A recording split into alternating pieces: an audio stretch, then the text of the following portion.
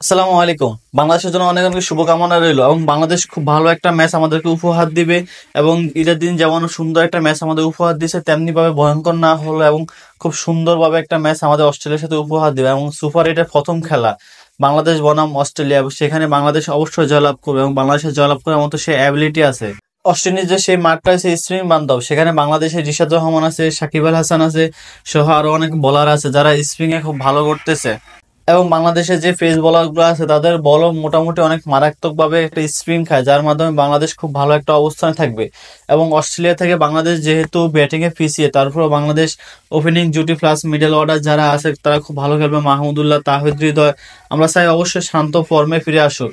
শান্তের ফর্মে ফিরে আসাটা অনেক গুরুত্বপূর্ণ, কারণ শান্তের উপর অনেকটা নির্ভর করে, কারণ শান্ত ক্যাপ্টেন। যেখানে ওপেনিং জুটি খুব ভালো একটা রেজাল্ট না দিতে পারবে, সেখানে মিডল অর্ডার হয়তো টেনে নিতে পারবে কিন্তু ভালো একটা রেজাল্ট দিতে পারবে না।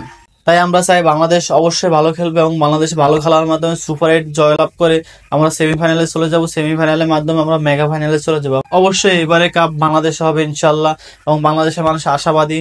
এবং বাংলাদেশ যদি বাংলাদেশে যদি 100 রানে যদি 1 উইকেট বা 2 উইকেট ফোরে, তাহলে বাংলাদেশ অবশ্যই ভালো একটা রেজাল্ট করতে পারবে এবং 180 প্লাস করতে পারবে রান।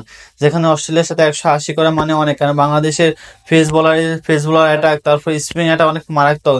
তানজিম হাসান সাকিব, তারপর শরীফুর রহমান, তারপর তাসকিন আহমেদ, মুস্তাফিজুর রহমান সহ সাকিব আল হাসান যারা আছে আমাদের, তারা তো অনেক মারাত্মক বল করে। আমরা যা ইতিপূর্বে আমরা 4টা ম্যাচের মধ্যে গ্রুপ পর্বে 3টা ম্যাচ জয়লাভ করি এবং আমরা অবশ্যই অস্ট্রেলিয়ার সাথে জিতবো যদি আমাদের ব্যাটিং অর্ডার গুলো ভালো করে এবং মিডল অর্ডার অবশ্যই ভালো করে করতে পারে। যদি আমাদের ওপেনিং জুটি ভালো করে বা শান্ত ভালো করে, তাহলে অবশ্যই আমরা ভালো একটা রেজাল্ট করতে পারবো এবং অস্ট্রেলিয়ার বিরুদ্ধে আমরা জয়লাভ করতে পারবো। অস্ট্রেলিয়ার বিরুদ্ধে আমাদের লাস্ট যে 5টা খেলা হয়েছে, 5টা খেলার ভিত্তিতে বাংলাদেশ জয়লাভ করে 3টা এবং অস্ট্রেলিয়া করে 2টা।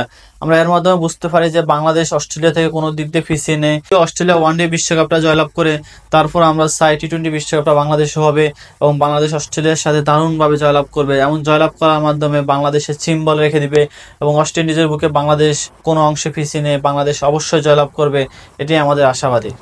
বাংলাদেশের সাথে অস্ট্রেলিয়া 2023 সালে একটা ওডিআই ম্যাচ হয়, যেখানে বাংলাদেশ 306 রান করে 8 উইকেটে 50 ওভারে, সেখানে অস্ট্রেলিয়া মাত্র 2 উইকেটে 307 রান করে ফেলে এবং বাংলাদেশকে হারিয়ে তারা বিশাল ব্যবধানে জয়লাভ করে। তাই অস্ট্রেলিয়ার সাথে আমাদের যে লাস্ট টি-20 খেলাটা হয়েছে, সেখানে বাংলাদেশ মাত্র 73 রানে এবং 15 ওভারে অল উইকেট হয়ে যায়। সেখানে অস্ট্রেলিয়া মাত্র 6.3 ওভারেই জয়লাভ করে এবং তাদের 2টা উইকেট পড়ে যায়। বাংলাদেশের সুপার এইটের প্রথম খেলা, সেখানে বাংলাদেশে অবশ্যই জয়লাভ করতে হবে এবং জয়লাভ করার বিকল্প কিচ্ছু নাই। তাই আমরা অবশ্যই চাই বাংলাদেশ জয়লাভ করবে এবং বাংলাদেশ জয়লাভ করার মাধ্যমে বিশাল একটা অর্জন তৈরি করবে এবং সুপার এইট খেলে আমরা সেমিফাইনালে চলে যাব। সেখান থেকে আমরা ফাইনাল খেলে বিশ্বকাপের একটা মঞ্চ তৈরি করব এবং বিশ্বকাপটা নিয়ে বাংলাদেশে আসব। সেটাই আমাদের আশাবাদী এবং সেটাই বাংলাদেশের আশা, সেটাই বাংলাদেশের ভালোবাসা।